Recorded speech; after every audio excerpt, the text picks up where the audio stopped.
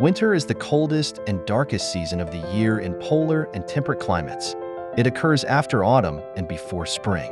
The tilt of Earth's axis causes seasons.